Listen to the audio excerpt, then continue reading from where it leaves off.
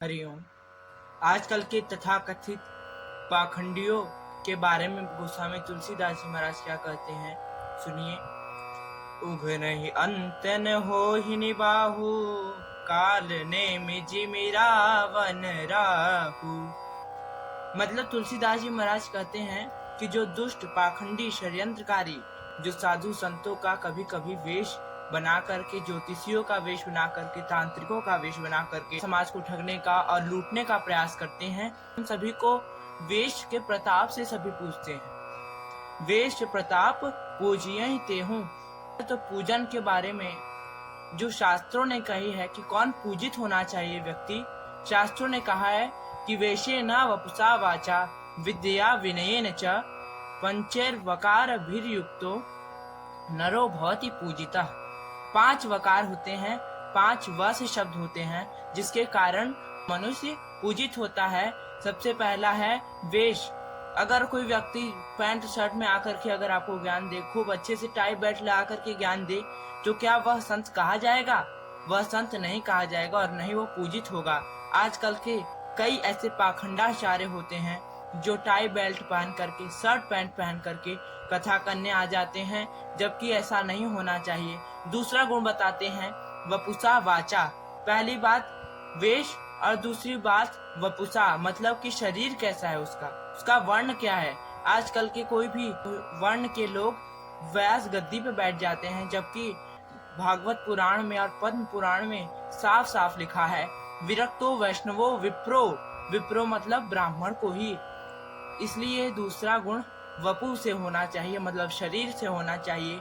तीसरा गुण उसका विद्या से होना चाहिए। उसकी विद्या कैसी है? अगर उसने गुरुकुलम परंपरा में नहीं पढ़ा है तो उसे कभी भी व्यास पीठ पर न बिठाएं, क्योंकि ऐसे लोग समाज का खंडन ही करेंगे, कभी भी वो समाज को जोड़ नहीं सकते हैं। इसलिए तीसरा गुण उसके अंदर विद्या होना चाहिए। विद्या अगर अच्छी हुई तब वह संत कहा जाएगा, वह पूजित होगा।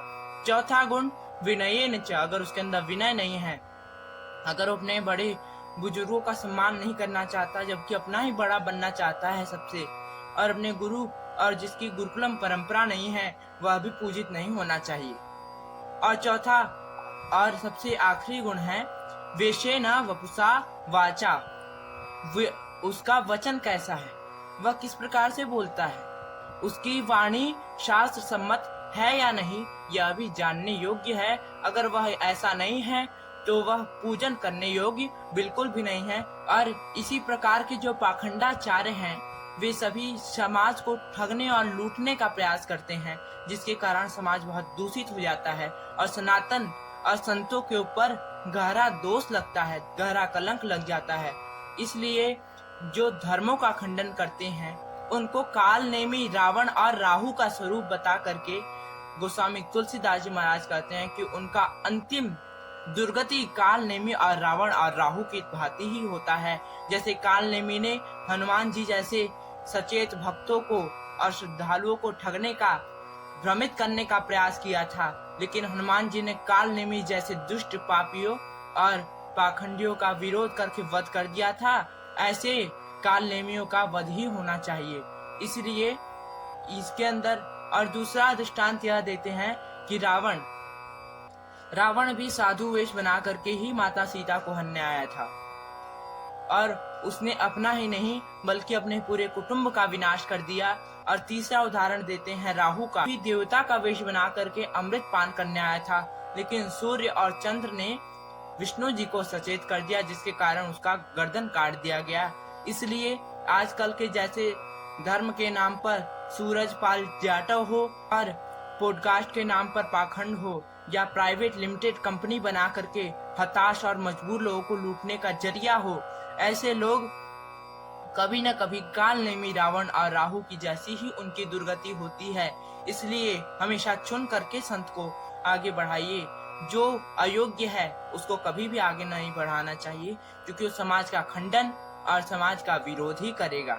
मनु महाराज कहते हैं कि धर्म एव हतो हंति धर्मो रक्षति रक्षिता तस्मात् धर्मो न हंतव्यो मानो धर्मो हतो वधीत। जो भी धर्म का हनन करता है, जो धर्म को नष्ट करना चाहता है, उसको धर्म नष्ट कर देता है, और जो धर्म की रक्षा करता है, धर्म उसकी रक्षा करता है। इसलिए धर्म की रक्षा करें और धर्म को सुरक्षित रखें। इसी से हमारा कल्याण है, क्योंकि धर्म की जो रक्षा करता है उसी की रक्षा होती है। धन्यवाद।